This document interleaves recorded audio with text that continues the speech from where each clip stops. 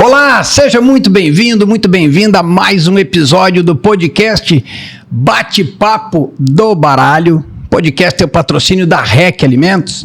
A REC é um grande parceiro do canal alimentar, atacadista, do canal varejista, com as suas marcas Nusete, Finíssima, Nutrilatina. Tem aí no seu estabelecimento, que é uma linha espetacular. Lembrando, a ideia desse projeto é trazer profissionais para a gente falar de vendas, de liderança, de carreira, trazer insights, ensinamentos. E o meu convidado hoje é um cara aí que tem um dos maiores distribuidores de Santa Catarina, com mais de 70 anos de história. A gente vai falar aqui sobre sucessão nessa conversa, não vai poder escapar disso, o cenário atual da distribuição no Brasil. Falar um pouquinho sobre música, porque esse meu amigo, além de ser aí diretor de um grande distribuidor, ele é baterista também. E eu tenho uma honra de apresentar aqui meu amigo Celso Toso. Seja muito bem-vindo, Celso. Muito obrigado pela oportunidade de estar aqui conosco. É um privilégio ter essa troca esse bate-papo do baralho contigo aqui. Eu que agradeço o convite, a experiência, né, de poder, enfim, enfrentar algumas coisas, né, e vir aqui falar, se abrir é sempre bom, a gente sempre aprende mais do que ensina, né? Ah, legal, cara. E eu sempre falo nesse podcast aí que a gente daqui a pouco fala alguma coisa e vai tocar no coração, na mente de alguém aí, que a gente nunca sabe, né, os ensinamentos, as histórias que tem por trás desse bate-papo. O podcast ele sempre começa com uma primeira pergunta, igual.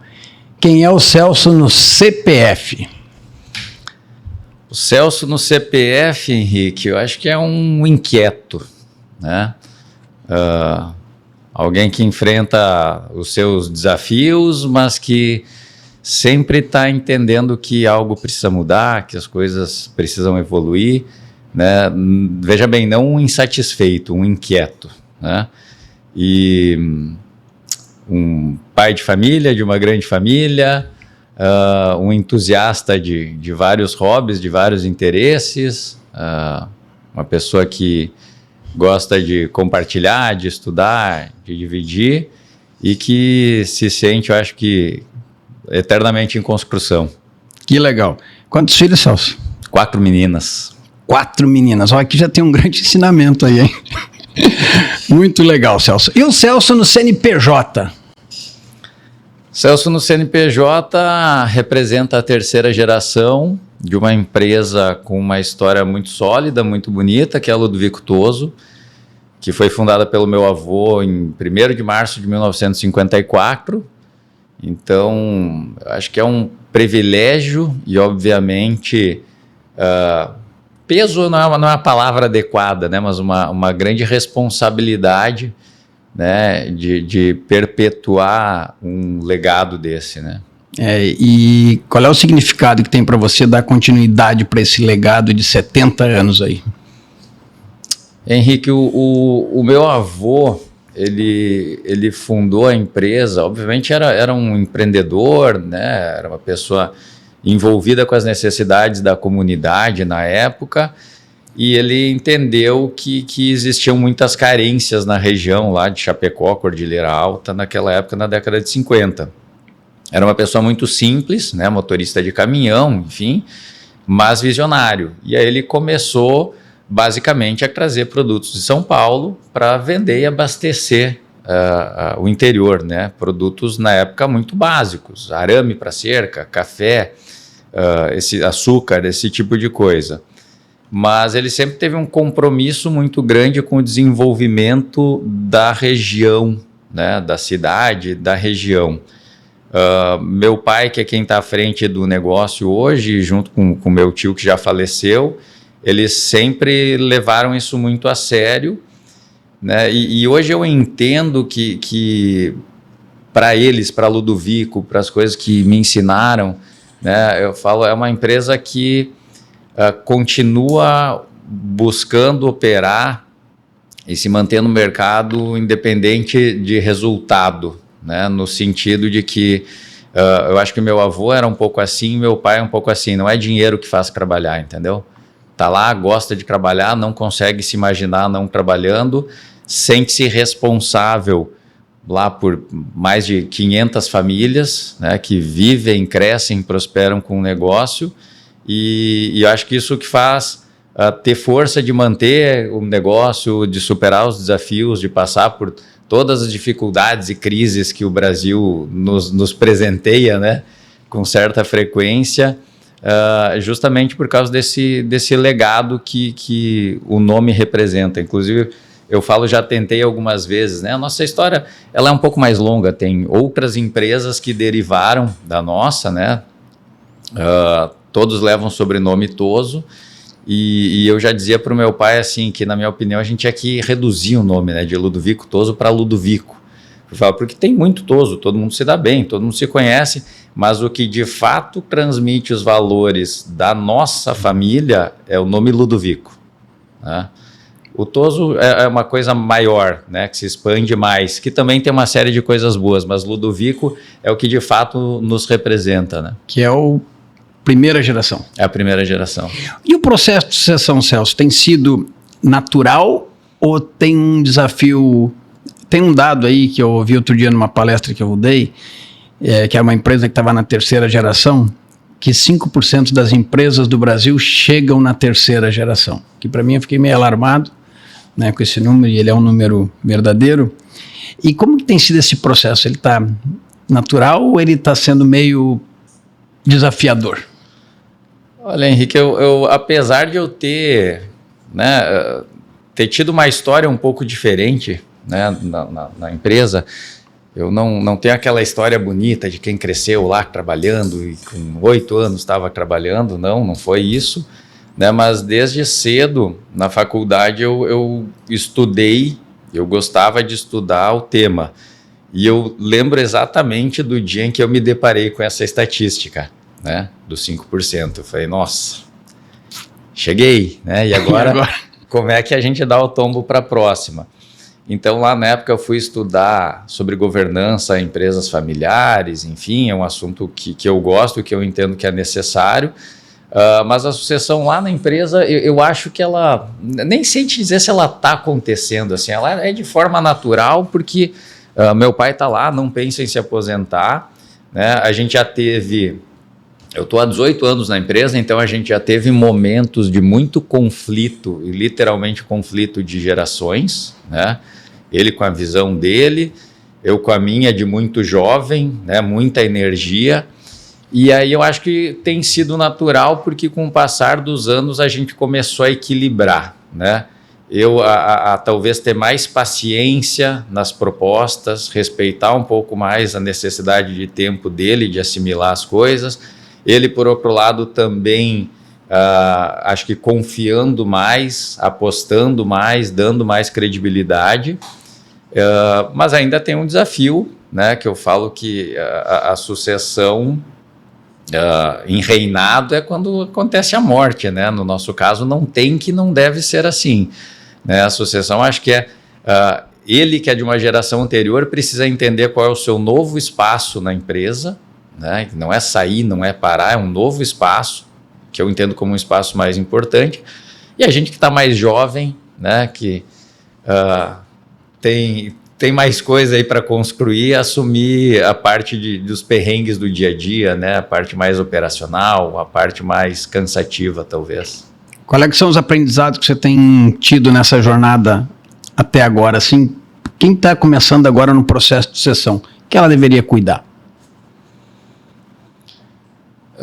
Eu acho que é importante, bem importante, buscar manter a essência da empresa, né? Entender quais são os valores básicos, como é que os clientes, os funcionários, os fornecedores, né, veem a empresa, e tentar preservar isso. Eu acho que buscar ter paciência para entender os momentos, né? A gente está num mundo em que tudo muda muito rápido, então a gente escuta sobre pessoas que fazem muito, que aparentemente realizam muito, e as nossas empresas nem sempre têm o mesmo ritmo, a gente precisa respeitar. Tem uma cultura, tem pessoas que estão lá há tempo, que construíram, então a gente precisa trazer todo mundo junto, né? Assim, se tu quer ir rápido, vai sozinho, né? Quando tu está querendo ir longe, você vai com muita gente, então tem que ter esse equilíbrio. Mas também acho que tem que ter essa inquietude de estar olhando para o futuro, entendendo o que vai acontecer com o nosso negócio, com a nossa empresa, para onde é que a gente vai, porque afinal de contas são as nossas escolhas que vão definir o futuro lá na frente, né? A Ludovico opera onde? Santa Catarina e Rio Grande do Sul. Santa Catarina e Rio Grande do Sul. Todo o estado de Santa Catarina e uma parte do Rio Grande do Sul no noroeste do estado. Então hoje a gente tem a nossa matriz em Cordilheira Alta, do lado de Chapecó. A gente está prestes a inaugurar uma filial aqui em Itajaí e uma filial em Carazinho, no Rio Grande do Sul. Como é que equilibra manter essas raízes com a necessidade das mudanças? Um tempo atrás, vários anos atrás, né, quando a gente, na verdade, tentou fazer um trabalho de marketing, revisar algumas coisas, a gente foi pesquisar, né, e entender. Então, primeiro a gente escreveu o que achava que eram os valores da empresa e depois a gente foi pesquisar, ouvir de clientes, ouvir de parceiros, ouvir de fornecedores. Né? Então, por mais que muita gente use os valores para escrever na parede, eu acho que eles são uma parte muito importante, né? Uma âncora no sentido de manter firme algumas coisas. Né? No nosso caso, de várias coisas que a gente entendeu e escreveu, eu resumo o principal como buscar ser uma empresa comprometida, né? Isso que eu levo para todos que passam por lá e que trabalham lá, porque eu acho que comprometimento é uma coisa que resolve muita coisa, né? Se você é comprometido consigo mesmo, com a sua saúde, com a sua família, você vai ser com os seus clientes, com os seus fornecedores e basicamente vai cumprir os acordos, e acho que quando a gente cumpre os acordos e faz o que promete, já é metade do caminho andado. Né? Então acho que os valores são uma coisa importante, buscar não perder a essência. E isso tudo é construído através das pessoas que fazem parte, né? Então eu tenho tentado mesclar, né? Buscar gente nova, oxigenar o time, mas a gente também tem muita gente de muito tempo de casa, né? Que não necessariamente é bom, né? Mas pode ser e acho que funciona. Então eu tenho gente que é jovem que está lá há 20 anos. Né? Começaram muito jovem, né? Começaram muito jovem. Tô me chamando de jovem também, né? Não, você está nesse 4 filhas mulheres, mas é um menino ainda. O que você acha que precisa mudar e o que você já está mudando na Ludovico Toso dentro dessa sucessão? Eu perguntei que você tem que manter, agora o que você está mudando já para se manter nesse mercado nos próximos anos? Já há vários anos, Henrique, a gente teve que fazer uma escolha, né? Eu lá atrás eu entendi e convenci todos da empresa, né, de que o nosso passado de atacadista já não cabia mais, era o meu ponto de vista, né? Por uma questão geográfica, por uma questão de tamanho, por uma questão de apetite ao risco, né, ao trabalhar alavancado, esse tipo de coisa não cabia para a gente. Então a gente já entendeu que o caminho seria virar um distribuidor puro, escolher as marcas que a gente gostaria de representar, por afinidade, por DNA, vamos dizer assim. Então esse já foi um primeiro passo. Hoje eu tenho olhado muito para a transformação digital. Acho que o varejo alimentar ele ainda não absorveu, vai acontecer, a gente não tem certeza quando, se vai levar meio ano, 1 ano, 2 anos, e isso tem mudado muito o nosso negócio. Né? Me preocupa que a gente tem uma quantidade grande de grandes players, né? Um pequeno varejo que não é nada profissionalizado e que está sobrevivendo. Né? Eu acho que o nosso papel é ajudar esse pequeno varejo. E um médio varejo que quer se manter no mercado, que também precisa ajuda, e que são os nossos maiores parceiros. E o digital entra nisso, né? Na forma como a gente pode prestar um serviço melhor, na forma como a gente pode melhorar essa relação, mas também lembrando que o consumidor desse varejo também está indo para o digital. E no digital, o que a Ludovico tem feito de transformação neste momento? A gente tem, já há alguns anos, a gente participa de um projeto, de um marketplace com a Unilever, que é um dos nossos principais fornecedores, tem outras indústrias plugadas, então a Unilever é um desses players que está incentivando a migração do modelo tradicional de vendas, né, para um modelo online, na verdade tentando doutrinar o varejista, né, a ele entender que o nosso vendedor, cada vez mais, ele deve ser um consultor, que vai passar na loja, que vai fazer a visita, que vai mostrar pontos de atenção, de oportunidades, mas que o abastecimento pode ser feito por ele mesmo, via marketplace, via e-commerce, 24/7, do jeito que ele quiser, na hora que ele quiser. Então, essa é uma das iniciativas. E tem uma segunda que está em trânsito e eu não vou poder te contar, porque... senão... Não, mas está em transformação. Está em transformação. Essa eu acho que é um pouco mais ousada, é uma oportunidade única, ainda passando por um trabalho de convencimento das pessoas da empresa, que tem isso também, né? A gente tem eu acho que tem uma geração, e mesmo a minha, né? A gente tem uma dificuldade em assimilar determinados custos, né? E entender um pouco do que é a exponencialidade de alguns serviços. Então, às vezes você vê uma ferramenta e fala assim, nossa, mas é muito caro. Eu falo, caro por quê? O que ela é capaz de fazer hoje e o que ela será capaz de fazer daqui a 1, 2, 5 anos. Então, tem uma discussão dessa, mas tem um projeto bom saindo do forno. No futuro eu te conto com mais detalhes. Eu ia te perguntar quais são as resistências que você encontra ao propor mudança. Você já me deu essa resposta, ou tem mais alguma outra resistência? Tem muitas, né? A gente eu acho que todos nós, né? A gente está num momento em que, sei lá, 3, 4, talvez até 5 gerações estejam trabalhando no mesmo ambiente, cada uma com uma visão, cada uma com um ritmo.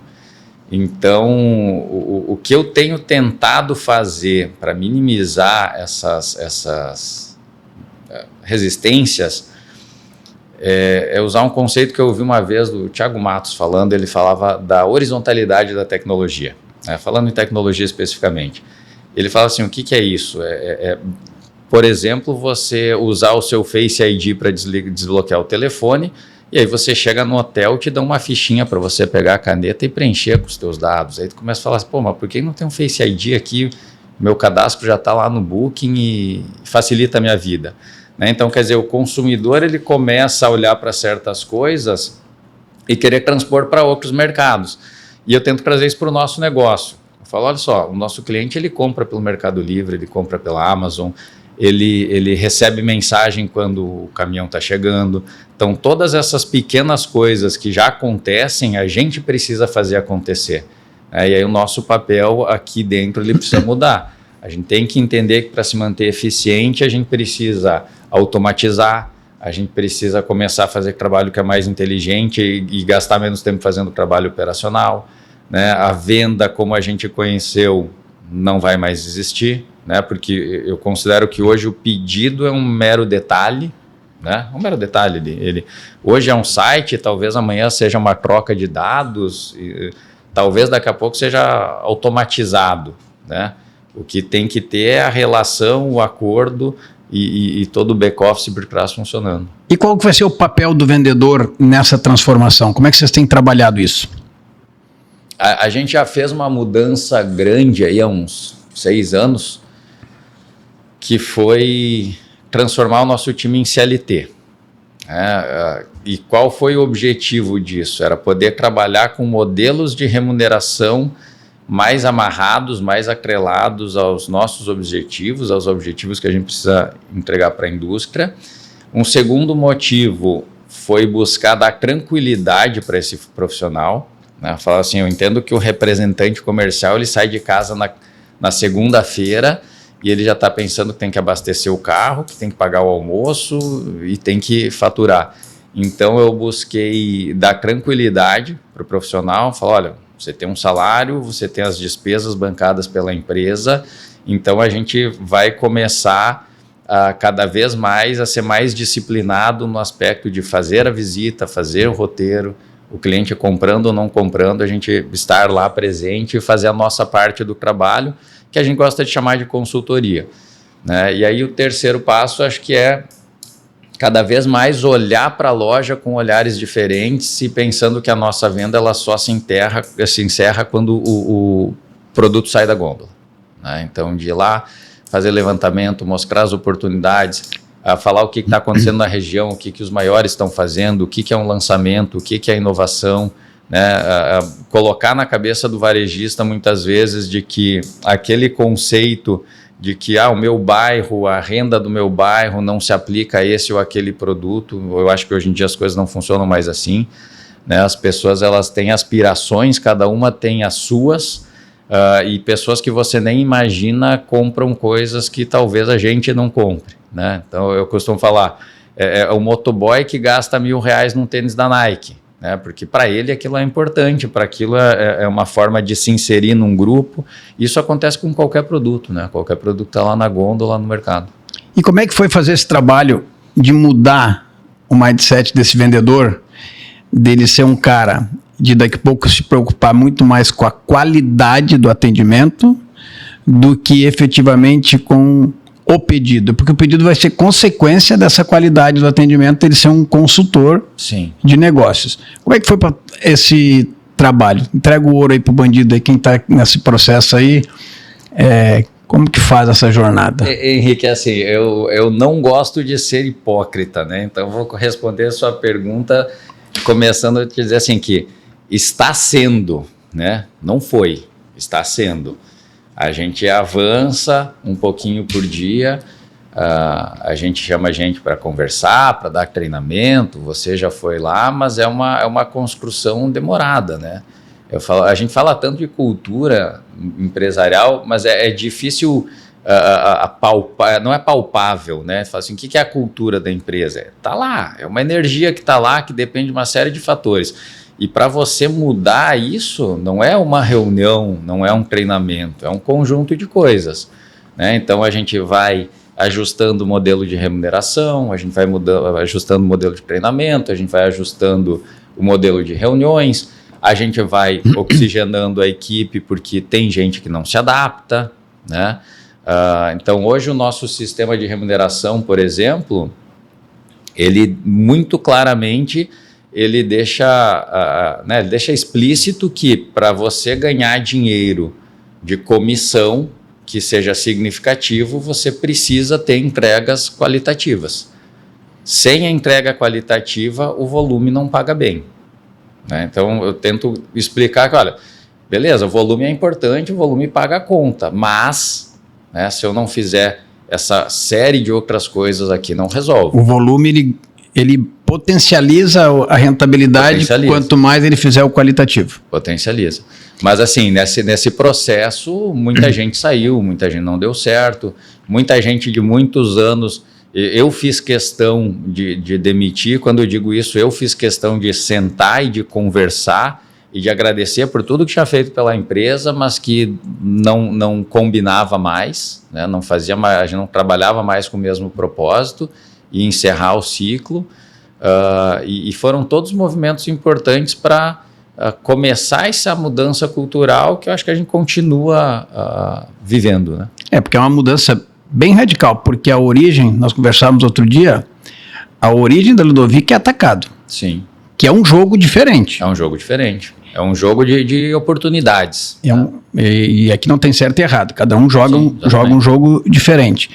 E mudar internamente, essa mudança, como é que foi as resistências?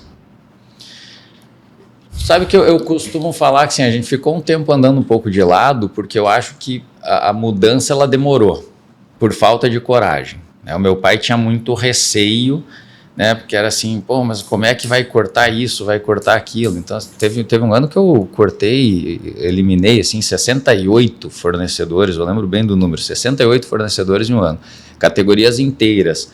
E o discurso foi, a gente não é especialista nisso, a gente não é bom nisso.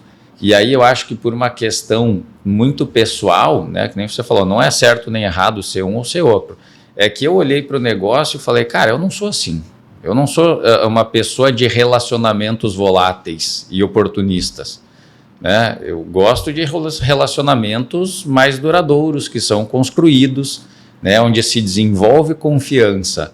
Então, assim, não dá para eu trabalhar aqui. Eu não sei fazer isso, não sinto isso e não vejo mais propósito nisso, né? Então, tudo isso começou a fazer parte dessa mudança, mas lá para o meu pai, principalmente para a turma mais velha, foi um desafio assumir o risco. Ah, mas eu estou abrindo mão de um faturamento de X. Eu falei assim, mas esse fornecedor deveria ser um cara de 20x, né? Mas a nossa relação com ele não é para isso, né?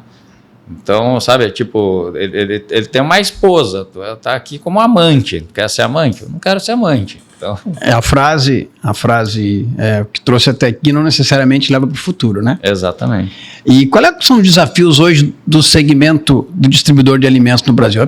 Tem logística, roteiro, vendedor, turnover, né, rotatividade de pessoas, capacitação. Quais são os desafios que o distribuidor alimentar tem no Brasil?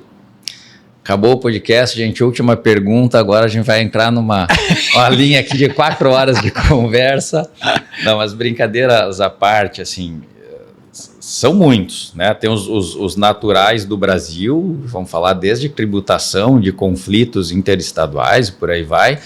Mas o que é que eu sinto muito? Tem uma pressão por parte da indústria para que a gente desenvolva um determinado trabalho, um trabalho que custa caro. Né? Por exemplo, atendimento e desenvolvimento do pequeno varejo. Atender o cara que compra lá R$200, R$300, R$500 é caro. Mas eu também nem sempre estou protegido, né, pela indústria de outros atacados. Então eu tenho esse desafio, eu tenho que ser eficiente para brigar em preço com um cara que chega e vende só o que ele quer na hora que ele quer. O segundo desafio grande é lidar com os diferentes perfis de varejista, né, porque eu percebo todo mundo, talvez até um pouco perdido, né, ou tentando acompanhar tudo que está acontecendo. Então a gente tem uma fatia de mercados muito grandes, crescendo num ritmo alucinante. A gente tem um pequeno lá embaixo que não é nada profissionalizado, que está tentando sobreviver, e a gente tem uma fatia que é o cara aqui do meio, que ele quer o nosso serviço às vezes, ele precisa do nosso serviço, mas ele também ele quer chegar lá onde aquele grande chegou. Então a gente tem um pouco de tudo, né? Tem o cara que nos vê como um parceiro de fato e fala, pô, vamos trabalhar junto, vamos né, desenvolver os nossos negócios juntos e vamos crescer juntos. Tem o outro que não me quer. Ele precisa, mas ele não me quer. Então ele quer a indústria, porque ele acha que sendo o último, né, da lista lá da indústria é mais importante do que ser o primeiro do distribuidor. E aí eu vejo que assim, a gente já tem uma maturidade tão grande no trabalho com os fornecedores que a gente faz, que de fato, assim, sem demagogia, é uma extensão da indústria, né? Os executivos de indústria que me atendem passam basicamente a semana lá dentro da empresa. As coisas quase que se confundem. Então, eu acho que a distribuição, no geral, no Brasil, está preparada, evoluiu muito para fazer esse atendimento, porque no final da história é a nossa vocação. A vocação da indústria é outra, não é fazer distribuição. Então, acho que basicamente são esses os maiores desafios, né? A gente precisa entregar tudo que a indústria quer que seja desenvolvido, e é muito fácil para o diretor de indústria descer até a rua e ver um mar de oportunidades, né? Aí a gente tem o desafio de custo, o desafio logístico, o desafio de entender qual é a dinâmica de cada varejista e como é que a gente consegue entregar o que ele precisa da melhor forma, e ainda a dinâmica de lidar com o time, de fazer com que eles entendam todo esse discurso e entreguem o que a gente precisa, né, mantendo também uma chama de ambição aberta, de querer mais e de querer estar se desenvolvendo no negócio. Então, acho que são basicamente essas 3 pontas aí. E como é que está a indústria contribuindo nesse paralelo? Você falou que você é uma extensão da indústria, né? Eu conversava com outro convidado aqui e a gente estava falando justamente da malha distribuidor, e eu tenho uma teoria que uma indústria que tem uma boa malha distribuidor, ela é a última a entrar numa crise e a primeira a sair, né? Quando você tem um modelo estruturado. E você acha que as indústrias, elas estão nessa mesma vibe que você falou aí, desse desafio, desse cara do médio, da distribuição numérica, que todo mundo quer, execução, positivação, enfim, todo mundo quer a mesma coisa, né?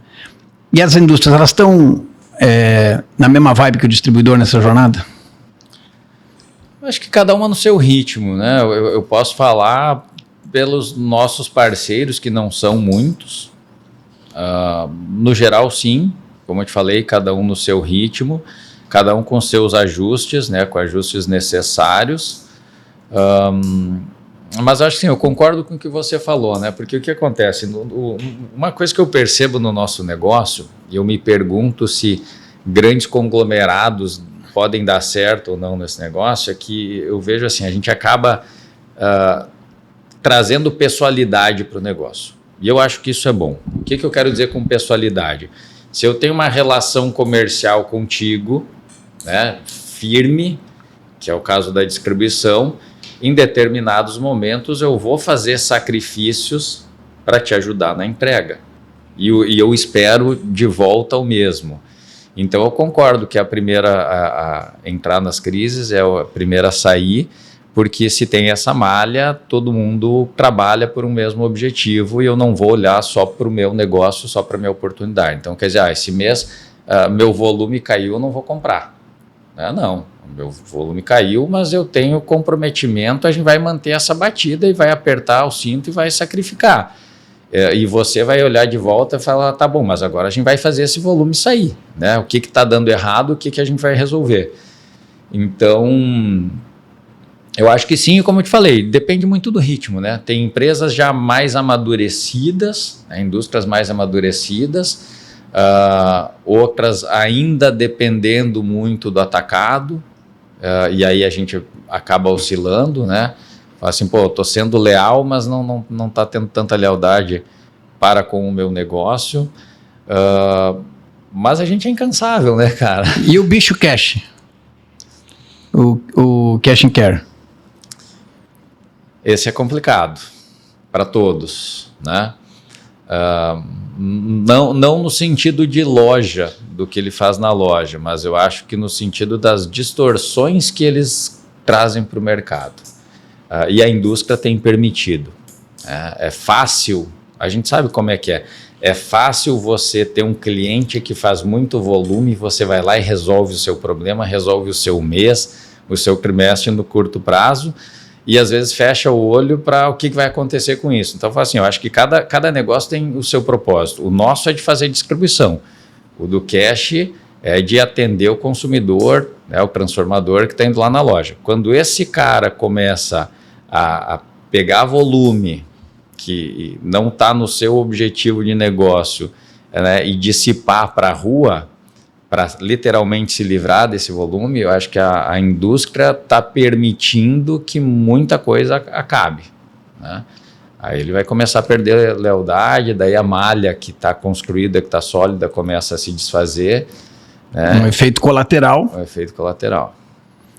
E óbvio que assim, né, no nosso canal, Henrique, as coisas demoram muito mais para acontecer. Então, sei lá, eu tenho 5, 6 mil clientes. Né? A velocidade da execução de uma ação, ela tem esse delay. Então, às vezes é fácil para a indústria. Chega num cara que é cash, que é grande, coloca o volume, naquela 1, 2 semanas sai, tá tudo certo, e fecha o olho e todo mundo tá feliz e toca o baile. Distribuição é o jogo da consistência, né? O jogo da consistência. Constância, bateu o bumbo. Né? Eu acho que não sei, acho que eu falei errado antes. Uma boa malha de distribuição é o último a entrar na crise e o primeiro a sair, né? Porque você não tem nenhuma grande dependência. Como é que é o estilo do Celso liderar? Falar um pouquinho sobre liderança. Eu não sou um cara... eu sou um pouco mais sonhador, sabe? Então eu gosto de olhar mais para frente, eu gosto de planejar. Eu já entendi que eu preciso trabalhar com pessoas que são boas em rotina. Eu brinco assim, não me fala para apertar lá o mesmo botão todo dia às 7 da manhã, que no terceiro, quarto dia já vai falhar. Então eu busco me cercar de pessoas desse tipo, porque eu sei que eu sou um cara que gosta de delegar, fui aprendendo com o tempo, né? Eu acho que eu me sentia perfeccionista, queria, né, as coisas do meu jeito, no detalhe, e aí com o tempo fui aprendendo a delegar. Obviamente as pessoas vão se desenvolvendo, a gente vai aprendendo a trabalhar juntos, e hoje eu acho que eu sou um cara que delega bem, eu busco inspirar, busco mexer, tirar da zona do conforto, fazer pensar um pouco mais longe, fazer se desafiar. Eu acho que a beleza da liderança é essa, assim. Eu acho que eu tô mais pro cara inspirador do que pro batedor de bumbo. E qual é que é os planos que você enxerga, Ludovico, daqui a 5 anos, 10 anos? No momento, assim, para um prazo mais curto, a gente está buscando expansão de área geográfica e consolidação de algumas parcerias, né? Então, assim, tentando fazer com que as áreas dos parceiros com que a gente trabalha sejam mais sólidas, mais representativas, porque a nossa origem lá em Chapecó, né, Henrique, é uma região muito pequena e de pouca população. Então, o Oeste Catarinense tem 1.800.000, 1.900.000 habitantes. Quando a gente começa a olhar para outros, né, amigos, enfim, que têm negócios parecidos em outras regiões do Brasil, você vê que a galera é muito maior, fatura muito mais, tem muito mais relevância dentro da indústria. Então, nesse momento, a gente está buscando essa expansão e consolidação de algumas carteiras. E aí, mais no longo prazo, eu acho que a ideia é começar a abrir novas vertentes, né? Assim, sempre na distribuição, mas buscar categorias que a gente ainda não trabalha, ou buscar pontos de venda que a gente ainda não trabalha, expandir de forma talvez horizontal. Hein? Comodismo passa longe. Não dá, né? Passa longe. Você falou que tua carreira foi um pouco diferente. O que você fez antes de mergulhar dentro da Ludovico Toso? Eu fui atleta na juventude, assim, fiz muita coisa. Fui ciclista, fui nadador. Com 16 anos vim morar em Florianópolis porque eu praticava ciclismo e competia pela Fundação Municipal de Esportes. E aí acabei emendando segundo grau, faculdade na Federal de Florianópolis. Nesse meio tempo eu aprendi, né, me apaixonei pela música, comecei a tocar instrumento, tive uma banda. E aí, quando eu me formei, eu tive a brilhante ideia de viver o sonho, né? Ou tentar. Eu tinha muito receio de... Na verdade, o que acontece? Quando eu saí de Chapecó, Henrique, eu sempre tinha uma coisa assim que falavam tanto de Toso, tudo era Toso, né? E sentia um estranho com aquela coisa de ser visado. Quando eu vim para Florianópolis, eu falei, pô, que legal, né, cara? Ninguém conhece. E aí depois de um tempo fui para Londres um tempo com a minha irmã, falei, pô, aqui mesmo ninguém conhece nada, né? Então isso foi bom. E aí quando eu acabei a faculdade eu tinha medo de voltar para a empresa, voltar para o interior com sonhos pendentes, né? E aí na época eu pensei, bom, se for para eu tentar é agora, né? Eu sou novo, não tenho mulher, não tenho filho, é agora. Aí obviamente... Foi uma fase de briga na família, mas eu fui para Porto Alegre, passei 1 ano e meio lá, era garçom num bistrô. Essa é uma história curiosa, porque eu era garçom num bistrô na Ilha da Pintada. Então eu atravessava uma vila de catador de papel, descia do ônibus, atravessava a vila para chegar num bistrô, onde as pessoas vinham de iate comer um risoto e tomar uma Veuve Clicquot. E aí... nos outros dias ensaiava e fazia show, era uma banda com trabalho autoral, enfim. Aí passou 1 ano e meio, mais ou menos, eu comecei a perceber que eu não era igual aos outros guris, né? Eles, de fato, sonhavam com a fama e queriam viver aquilo. Eu, às vezes, estava lá meio assim, cara, estou meio perdido, acho que não é para mim. E aí tem uma sucessão de coisas que aconteceram que me fizeram voltar para a empresa, né? O meu primo... Um dos primos que trabalhava lá na empresa na época faleceu, E eu tinha uma namorada que ficou grávida na época. Eu falei, cara, eu acho que o universo tá te empurrando, tá me dando alguns sinais, né, de que talvez seja hora de mudar o rumo. E acho que foi bom, porque aí eu voltei no momento que eu quis, com a consciência tranquila de falar, tá bom, isso aqui eu achava que era um sonho de vida, eu fui lá, eu tentei, foi bacana, mas não era, né? Continuo tendo uma relação com a música, gosto, incentivo minhas filhas e tudo mais, mas assim, é um hobby, né? Uma brincadeira. Essa história, com certeza, a grande maioria não sabia que o Celso foi garçom num bistrô na Ilha da Pintada, em Porto Alegre. Você já parou para pensar o que a música tem de relação com a tua liderança hoje, com a tua gestão? Olha, é curioso. Eu era baterista, então eu vejo assim que o baterista ele tem um papel fundamental na banda que é justamente manter a cadência, segurar a onda, manter a constância, né? Eu falo assim, uma coisa que eu aprendi na música, no começo a banda era um trio. Então eu falo assim, um trio, baixo, guitarra, bateria, basicamente cada um faz o que quiser. Senta o braço e vamos embora. Quando começa a chegar mais gente na banda, a gente precisa começar a respeitar um pouco mais o espaço do outro, senão vira uma algazarra. E a bateria eu sempre vi como o papel de manter o ritmo, manter a cadência, né? Inclusive, vamos falar assim, deixa o guitarrista fazer a firula lá, mas a gente está segurando a onda aqui, né? E mantendo a base. E eu acho que na empresa, né, tem muita coisa assim também, é muita gente, a gente tem que aprender a respeitar o espaço de cada um, mas alguém tem que estar segurando a onda, mantendo a base, falando para onde é que a gente vai, qual é o ritmo que a gente vai, eu acho que é isso. E como que lidera esse novo jovem que está no mercado de trabalho aí? Isso é difícil. Esse é difícil, eu busco, eu acho que primeiro ter empatia, né? Entender que é uma geração que né, aconteceu tudo muito rápido, né? Para eles tudo é muito rápido, que eles têm ambição, que eles querem construir, que eles querem ter resultado rápido. Eu costumo falar que é a geração cartão de crédito, né? Eu falo, meu pai a vida inteira pagou consórcio para trocar de carro. Essa galera de hoje, você compra um carro sem ter nenhum real, né? Você compra o que você quiser sem ter nenhum real, tendo crédito. Então, quando você traz isso para a realidade da vida, é que nem você falar assim, bom, eu quero mérito antes de ter pago a conta, né? Então, ele entra na empresa e 2 meses depois ele quer saber por que não foi promovido. Mas eu acho que é tentar inspirar, estimular, entender que a vida é feita de um processo de construção, que os resultados eles vêm à medida do que a gente está pronto e do que a gente plantou. Mas é difícil, às vezes a gente perde gente boa, né? Assim, a empresa nem sempre cresce no ritmo que as pessoas querem crescer, infelizmente.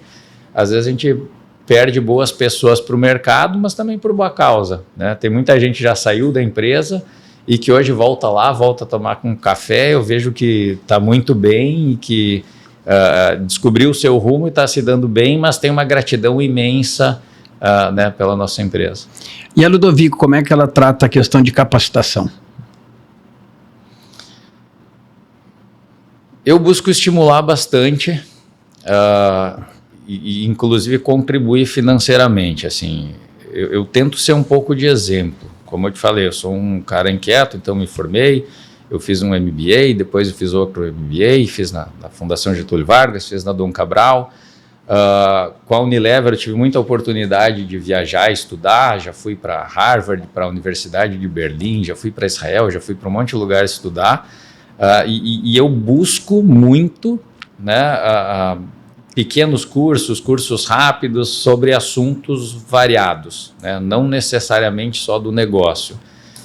Então eu tento muito mostrar para a galera que estou fazendo, eu tento dividir, eu gosto de falar o que eu aprendi, é uma forma de absorver mais, e tento provocar para que eles também busquem, né? Porque eu já entendi que assim, você chegar, pagar o curso e mandar fazer, também não funciona, né? A mudança é que nem a pipoca, né? Tem que estourar de dentro para fora, assim, então tem que vir de dentro para fora. Então eu acho que muito pelo exemplo, e algumas coisas tem que ser um pouco goela abaixo mesmo, né? A parte mais de operacional, de tecnologia. Eu vejo, por exemplo, a gente trabalha com uma ferramenta de mercado que é a Scantec. Tem uma pessoa da Scantec que me ajuda todos os meses, ela faz reunião com todos os supervisores de venda para abrir a ferramenta, olhar, estudar um dado, criar um plano de ação, né? Porque, como a gente falou, é uma questão cultural. Então, fazer um treinamento não vai resolver. Como é que você tem trabalhado dados dentro do Ludovico? Você tocou aí na Scantec. Esse é um calo, né? Porque assim... Tem uma overdose hoje, né? A gente tem que saber transformar isso em informação válida. Então, a gente tem uma parceria grande com uma empresa que trabalha nos BIs, né, no Business Intelligence, para tentar refinar cada vez mais os nossos dados, né, e fazer com que isso, de fato, se transforme em alguma coisa que é útil. A gente tem usado alguma coisa de mercado, o Scantec é uma dessas ferramentas, né, para tentar entender qual é o resultado do nosso negócio versus o que acontece na rua. Mas, acima de tudo, tem tentado aprender, porque muito se fala sobre inteligência artificial, sobre uma série de coisas, mas ainda não é tão viável para as empresas, né, no dia a dia, assim. Então, a gente tem mexido um pouquinho com isso para aprender. E os vendedores estão usando essas informações ou tem que catequizar? Tem que catequizar. Eu falo, tem lá na ferramenta de trabalho deles, tem a opção de enxergar o relatório, de enxergar os dados. Já tem uma ferramenta automatizada que diariamente ainda dispara o relatório e mostra lá no WhatsApp, mas tem que catequizar. Ele tem que olhar para aquele número, ele tem que saber interpretar aquele número e ele tem que ter o tesão de ir lá e resolver. E como é que você faz essa jornada? Então você mudou RCA, CLT, teve uma rotatividade.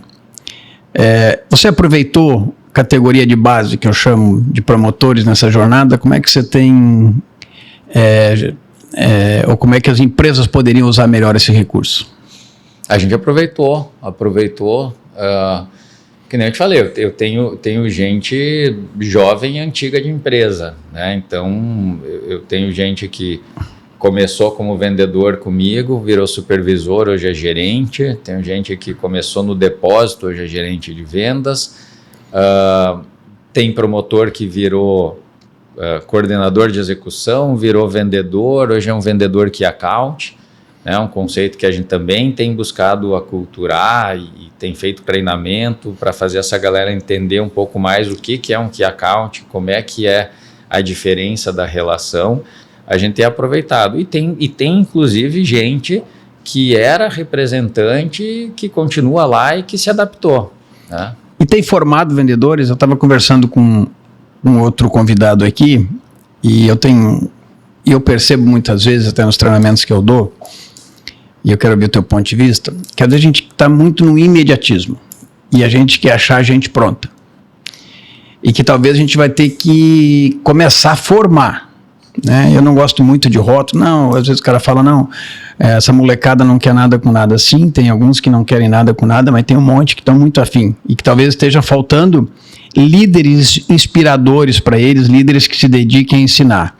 E o que eu vejo muitas vezes é que a gente está buscando pronto, né?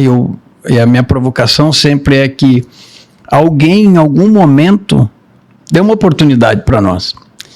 E eu tenho questionado isso. Será que a gente está formando, pegando pela mão e formando profissionais, uma carreira para a vida do cara? E, né, ser vendedor pode ser para a vida dele. Como é que você vê isso aí?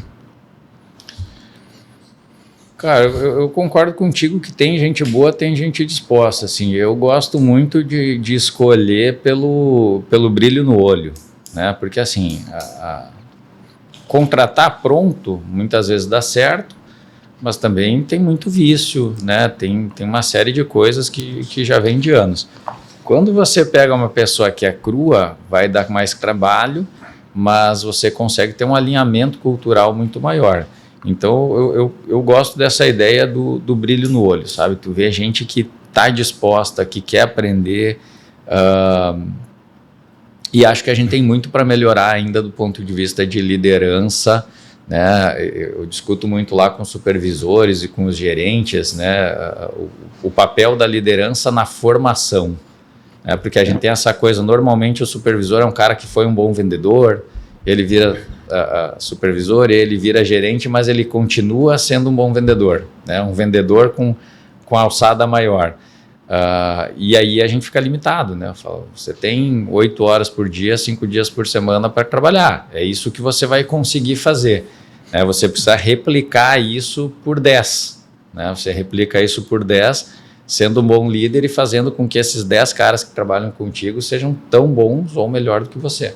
Esse é o desafio da liderança, porque são muito fazedores, né? Sim. Eu outro dia fiz um treinamento dos modulares, que era um por mês, e aí eu coloquei o último módulo para 31 de novembro, e nós estávamos em junho. Aí alguém levantou a mão e falou... Já imagino. 31 de novembro não dá. Eu digo, por quê? Porque é fechamento de mês. Eu digo, eu achei que você ia me falar que novembro só tem 30 dias. Mas tá bom, tá valendo. Você está me dizendo em junho que você não pode se afastar um dia, daqui a 5 meses, eu entendo. Mas eu vou questionar a minha vida inteira, porque você tem um problema na tua liderança. Né? Porque você...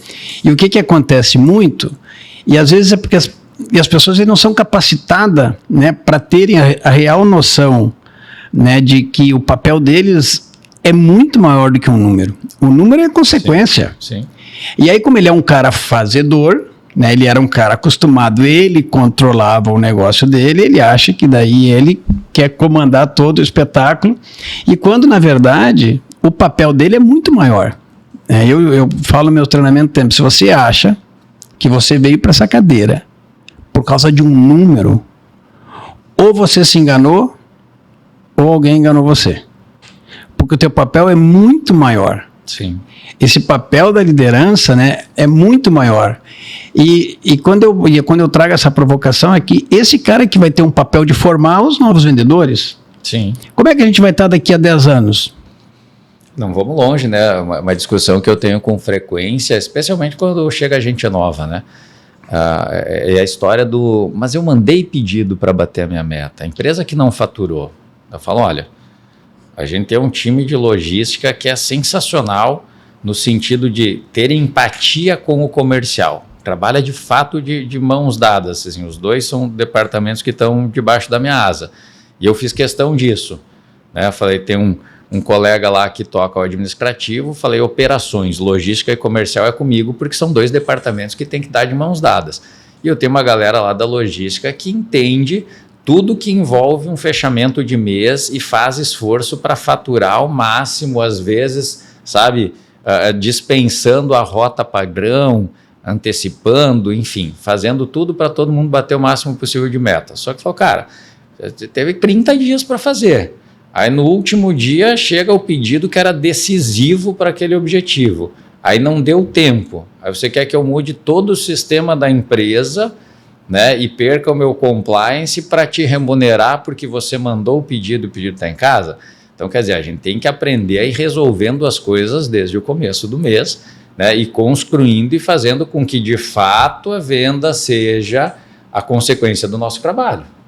Né? Esse desespero de, no final do mês, conseguir o pedido, ou talvez até tenha mandado sem o cliente saber, não dá mais. E o desafio do líder é capacitar o time, né, para que ele possa ficar ausente. Né? O líder aparece quando ele não está. Né? Então eu provoco as pessoas, digo, vocês são onipresentes, né? Estão proibidos de ficar doente na última semana do mês, estão proibidos de morrer, não vamos morrer no último dia do mês porque vai ter um problema gigantesco, né? Eu brinco com as pessoas. E o papel deles é muito mais de capacitar esse time, desenvolver as pessoas, né? Que é uma atitude, que é uma atividade nobre. Sim. que pode formar um profissional para o mercado, né? E tu sabe, Henrique, outro dia eu tive uma experiência, vi uma ferramenta funcionando assim, e aí de fato eu vi o conceito da gamificação na prática para vendas, né? O que eu entendi? O pessoal conseguiu fazer uma ferramenta que falava meio assim, ó, meio que esquece a meta, né? O dia a dia do vendedor estava ancorado em tarefas. Então assim, cheguei nessa loja, nessa loja eu tenho X tarefas para cumprir. Desde vender um item, propor uma coisa, aí vai dando ok. Tarefa 1, tarefa 2, tarefa 3. Você tinha 4 tarefas, cumpriu 3. Estrelinha ganhou pontinho. Legal, vai para o segundo cliente. Quais são as tarefas? Né? Porque no final da história é isso, né? É muito fácil a gente olhar, mas a minha meta é X no final do mês. Fica muito distante, fica muito longo, fica muito pesado. Né? Então, assim, o que eu tenho que fazer hoje, né, para alinhar o caminho que vai me entregar a meta de X lá no final do mês, no final da semana? É a viagem. Eu tenho aqui um momento aqui, joga o chapéu do podcast. Aqui joga o chapéu, então vamos ver onde é que, cabeça de quem que o chapéu cai aí. O que as empresas estão fazendo bem? As empresas estão fazendo bem. Cara, eu vejo muita empresa fazendo bem o que não é o seu objetivo principal de negócio, né? Por exemplo, levantar dinheiro à base de pressão, né, para tentar rentabilizar. Isso, o marketing tem funcionado muito bem, muito bem. Às vezes deixando de lado o seu próprio negócio. Fala um pouquinho mais sobre isso aí. Uma crítica, cara. Eu vejo, né, tipos e tipos de cliente, por exemplo. Estou olhando para o varejo porque é a minha realidade, né? Tu tem o cara que quer desenvolver uma parceria, que quer condição comercial e que ele quer fazer o negócio dele acontecer. E tu já vê outros que ele quer buscar benefício. Ele quer o dinheiro para o aniversário, o dinheiro para abertura, o dinheiro para o tabloide, o dinheiro para o kit mídia, o dinheiro para seja lá qual for o nome, mas ele não está fazendo arroz com feijão. Ele não está abastecendo a gôndola, ele não está com o mix adequado, ele não está com o volume que precisa na loja. Ele está ficando confortável, se salvando com o dinheiro que ele recolhe. Eu acho que não é sustentável, mas tem muita gente fazendo. Isso pode ser até uma coisa que ele não faz tão, que no final do dia não faz tão bem, porque ele acaba impactando outras coisas. E o que as empresas não estão fazendo bem? Eu volto para o básico. Eu acho que o básico bem feito não tem sido feito, né? Sabe aquela coisa, o cara que aprende a cozinhar e quer fazer um monte de firula e misturar um monte de coisa, mas não sabe fazer o básico, o simples, o trivial, né? E de novo, quando a gente fala do varejo, eu vejo muita gente perdendo por WO, literalmente. O que eu quero dizer com isso? O produto não está na gôndola, o volume adequado não está na gôndola, o sortimento não está na gôndola, a precificação não está clara, né? Então é o básico. Eu fico sempre buscando me olhar como consumidor. Eu falo assim, é legal ter promoção, é bacana, é legal, mas assim, eu também tenho uma loja que eu gosto de ir, porque eu gosto, porque eu conheço, porque eu poupo tempo, porque eu sei onde as coisas estão. Aí quando eu chego lá, eu não encontro a marca que eu quero, né? O preço num dia está uma super promoção, no outro está um absurdo, quase que me força a sair. Eu falo, mas cadê o respeito? Cadê a preocupação comigo que sou o consumidor? Cara, eu só quero vir aqui fazer minhas compras, né? Numa boa, sendo bem atendido, tendo serviço. Então, eu acho que essa busca assim, de todo mundo querer conquistar mercado está deturpando um pouco as coisas, e as coisas estão... o básico está sendo muito mal feito, sabe? E, como diria o palestrante, quanto eu não vendo, não fazer o feijão com arroz bem feito. Com certeza. O que os vendedores estão fazendo bem? Os vendedores estão fazendo bem. A gente está tão acostumado a falar o que não está fazendo bem. Porque a gente é muito bom de criticar, né? Mas vamos lá. Não, mas eu tenho muita gente boa de relacionamento, né? Outro dia eu saí visitando alguns clientes, inclusive aqui no litoral, e eu falei, foi bacana. Sabe quando teu filho pequeno, que em casa está naquela fase assim, que está uma peste, que só apronta, daí vai para casa do coleguinha, aí quando chega lá para buscar, a mãe fala assim, nossa, mas eles são tão educados, se comportaram tão bem, daí a gente fica orgulhoso, né? Mas fala assim, ufa, passou. Então, assim, eu tenho uma equipe, hoje eu posso falar com convicção, assim, eu visito clientes e gosto de ouvir isso, falar, pô, teu pessoal é bom, é comprometido, tá aqui, tá disposto a resolver as coisas, né? Gera essa confiança de, assim, eu sei que se der errado, vai resolver, não vai me deixar na mão. Eu acho que isso é um mérito, né, que a gente merece porque a gente conseguiu desenvolver isso, que é o que eu falei lá do começo, comprometimento. Eu tenho um discurso lá que todo início de toda reunião eu falo, aquele tipo de coisa que tu às vezes já não aguenta mais ouvir, né? Mas fala assim, mas tem alguém que ainda não ouviu, tem alguém que ainda não assimilou. E aí eu vejo que tem funcionado, tá fazendo bem. E o que não fazem tão bem? Não tem enxergado as oportunidades. Eu costumo falar muito para o pessoal que, assim, eu acho que para vender você não pode olhar só para a sua realidade, né? Para a sua capacidade de consumo, por exemplo, né? Então, eu falo assim, como é que um cara vende uma Lamborghini? Né? Dependendo da tua renda, você fala, cara, que absurdo, um carro de, sei lá, 3, 4 milhões com a estrada que tem no Brasil, não faz sentido. Agora, para muita gente, esses 3, 4 milhões não é grande coisa, e ele quer nem que seja para deixar na sala lá de casa polida, linda. No varejo não é diferente. Então eu vejo muito vendedor não apostando em um produto porque não faz parte do consumo dele. Né? Falar, não, mas esse amaciante concentrado é absurdo, é muito caro. O nosso cara do bairro quer os 5 litrões lá. Esse sabão em pó novo é muito isso, esse desodorante é muito isso é muito...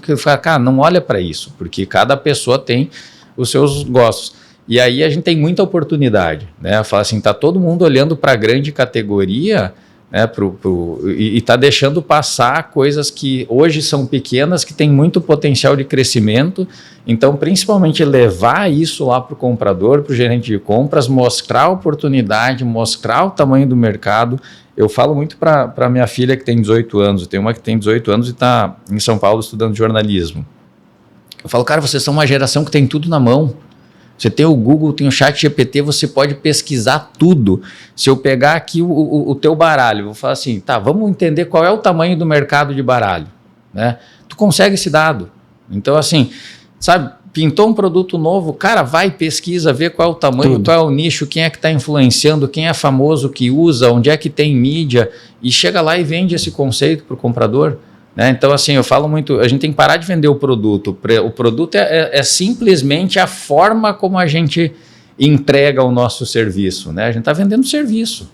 Tem 4 cartas aí que provoca do que você falou.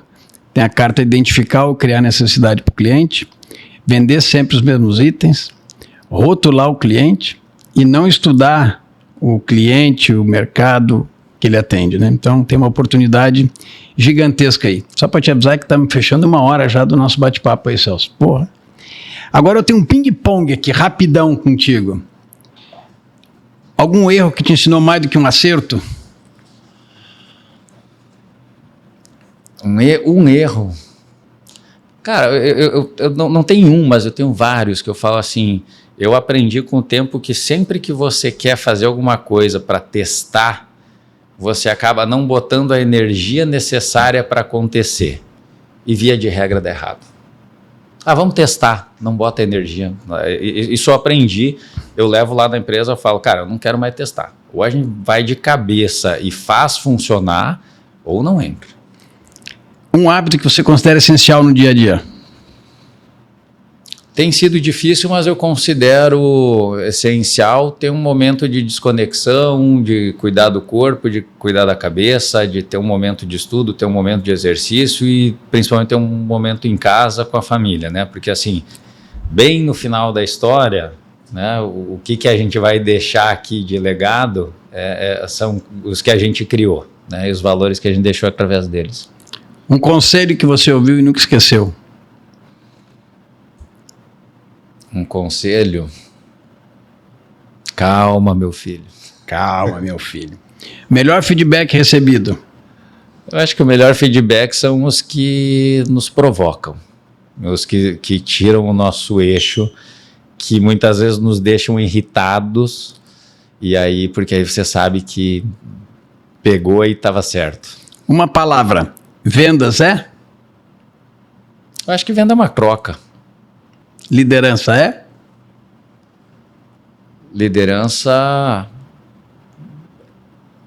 é inspiração e direcionamento. Muito bem. Algum recado final aí que você quer deixar para quem nos assistiu aqui no nosso podcast do Bate-Papo do Baralho? Um recado final. Cara, vamos no clichê, mas assim, muito se fala de propósito, né? Busque entender qual é o seu, sem muito discurso, né? Entendendo que faz parte desse propósito acordar no dia difícil, ir lá e vestir a camisa e continuar fazendo o que tem que ser feito. As coisas, elas são construídas aos poucos. Não se compare com quem está ao redor, se compare com quem você era ontem, ou que a sua empresa era ontem, e busque as suas certezas e siga o seu caminho. Cara, muito legal. Foi um bate-papo do baralho. Celso, obrigado aí pela disponibilidade, pela troca, pela tua experiência, pela abertura, né? Com certeza você trouxe muito insights aí para o nosso mundo distribuidor, atacadistas do Brasil, para as indústrias, para os profissionais da área de vendas, para os líderes. Muito obrigado. A você que nos assistiu aí, muito obrigado aí pela audiência. Assinem o canal da TV Balneário Camboriú, ative as notificações, assine o canal do Henrique Machado Palestrante também. Toda terça-feira, das 21 às 22 horas, diretamente aqui da TV Balneário Camboriú. Tá bom? Um abraço a todos, fiquem bem e até a próxima. Tchau, tchau. Tchau, tchau. Obrigado, Henrique.